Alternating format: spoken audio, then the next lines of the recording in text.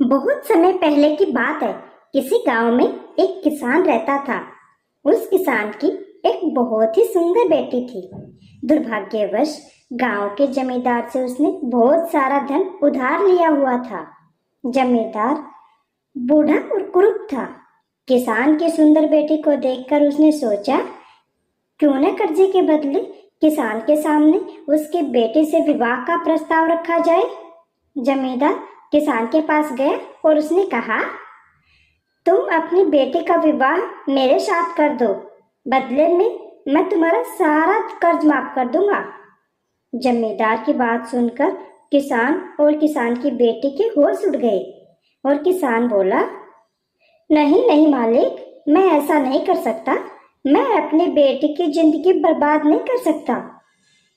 तब जमींदार ने कहा, तो फिर मुझे मेरा पैसा आज ही वापस कर दो और अपने कर्ज से मुक्त हो जाओ। मालिक, लेकिन मैं इतना पैसा कहाँ से लाऊं? चलो गांव की पंचायत के पास चलते हैं और जो निर्णय बोलेंगे उसे हम दोनों को ही मानना होगा। वो सब मिलकर पंचायत के पास गए और उन्हें सब कह सुनाया। उनकी बात सुनकर पंचायत ने थोड़ा सोच विचार किया और फिर सरपंच ने कहा, ये मामला बड़ा उलझा हुआ है, अतः अब इसका फैसला किस्मत पर छोड़ते हैं।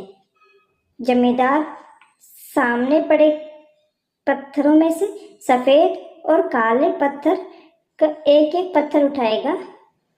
थैले में रखने के बाद लड़की बिना देखे उस थैले से एक पत्थर उठाएगी और उस आधार पर उसके पास 3 विकल्प होंगे। एक, अगर वो काला पत्थर उठाती है तो उसे जमींदार से शादी करनी पड़ेगी और उसके पिता का कर्ज माफ कर दिया जाएगा।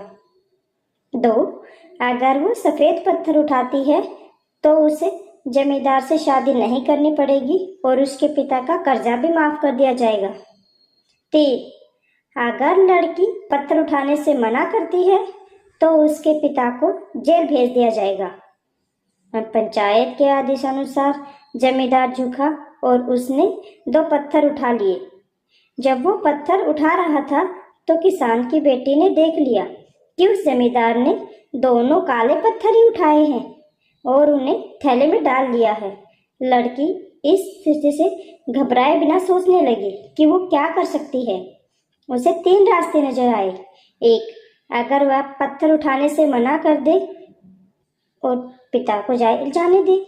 2, सबको बता दे कि जमींदार ने दोनों काले पत्थर उठाकर सबको धोखा दिया है। 3, वह चुप रहकर काला पत्थर उठा ले और अपने पिता को कर्ज से बचाने के लिए जमींदार से शादी करके अपना जीवन बलिदान कर दे। उसे लगा कि दूसरा तरीका सही है, पर तभी उसे एक और अच्छा उपाय सूझा। उसने थैले में से अपना हाथ डाला और एक पत्थर अपने हाथ में ले लिया और बिना पत्थर की तरफ देखे उसके हाथ से पत्थर फिसलने का नाटक किया। उसका हाथ पत्थर अब हजारों पत्थरों के ढेर में गिर चुका था और उनमें ही कहीं खो चुका था।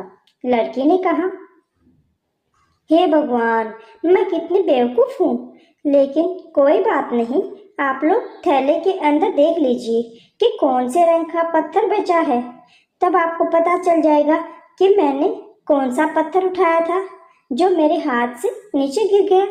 सरपंच के आदेशानुसार जब थैला खोला गया तो उसमें बचा हुआ पत्थर काला था और अब सब लोगों ने मान लिया कि लड़की ने सफेद पत्थर ही उठाया था।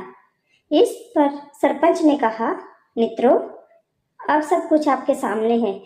किस प्रकार इस बात का फैसला किस्मत ने किया। अब ना ही उसे जमींदार से शादी करनी पड़ेगी और अब उसके पिता का कर्जा भी माफ कर दिया जाएगा।